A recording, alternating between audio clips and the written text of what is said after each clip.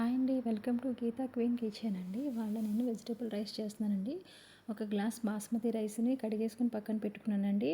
వేరే బౌల్ తీసుకుని ఒక గ్లాస్కి వన్ గ్లాస్ అండ్ 3/4 వాటర్ వేసుకొని బాయిల్ చేసుకుంటున్నానండి. పక్కన ఒక 2 టేబుల్ స్పూన్ ఆయిల్ వేసుకుని దాంట్లో 1 టేబుల్ స్పూన్ గీ వేసుకుని దాంట్లోనికి హోల్ గరం మసాలా అనేది యాడ్ చేస్తున్నానండి. హోల్ గరం మసాలా ఇంకా క్యాషూ నట్స్ కూడా యాడ్ చేస్తున్నానండి. ఇవి ఫ్రై అయిన తర్వాత ఒక 2 పచ్చిమిర్చిని కూడా వేస్తున్నానండి, కారానికి సరిపోయేటట్లు.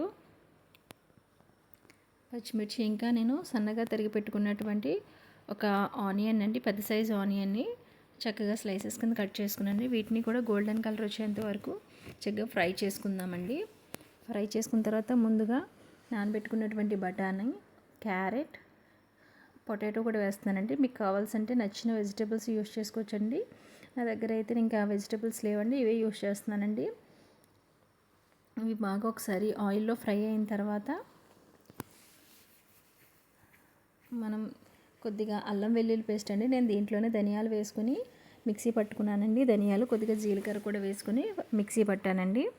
ఎటువంటి గరం మసాలా అనేది ఇంక నేను ఇక్కడ యూస్ చేయట్లేదండి. అల్లం వెల్లుల్లి, ధనియాలు, జీలకర్రని మిక్సీ పట్టేసుకుని ఒకసారి పచ్చివాసన పోయేంత వరకు బాగా ఫ్రై చేసుకుంటున్నానండి.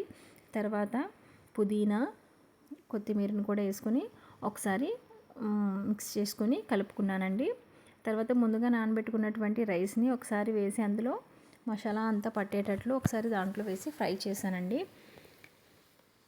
దాంట్లో వాటర్ అంతా ఇంకిపోయేంత వరకు ఒకసారి రైస్ని అనేది ఒకసారి ఫ్రై చేస్తున్నానండి.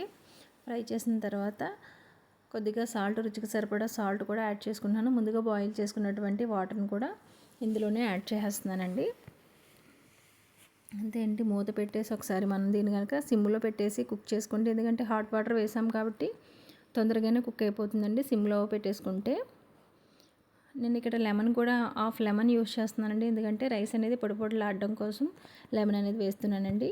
మూత పెట్టేసి సిమ్లో పెట్టి కుక్ చేసుకున్నానండి. అంతే అండి, చక్కగా కుక్ అయిపోయిందండి వెజిటేబుల్ రైసు. దీని రైతాతో కానీ తింటే చాలా టేస్టీగా ఉంటుందండి. పిల్లలకి లంచ్ బాక్స్ కింద కూడా మనం దీన్ని పెట్టుకోవచ్చండి. హడావిడి లేకుండా చక్కగా ఈజీగా ప్రిపేర్ చేసేసుకుని పిల్లలకి లంచ్ కూడా పెట్టుకోవచ్చండి. మీకు ఇది కనుక నచ్చితే, ఈ వీడియో కనుక నచ్చితే లైక్ చేసి సబ్స్క్రైబ్ చేయండి, కామెంట్ కూడా చేయండి. మీరు కూడా ఒకసారి ట్రై చేసి టేస్ట్ ఎలా ఉందో కామెంట్ చేయండి. Thank you for watching. Bye.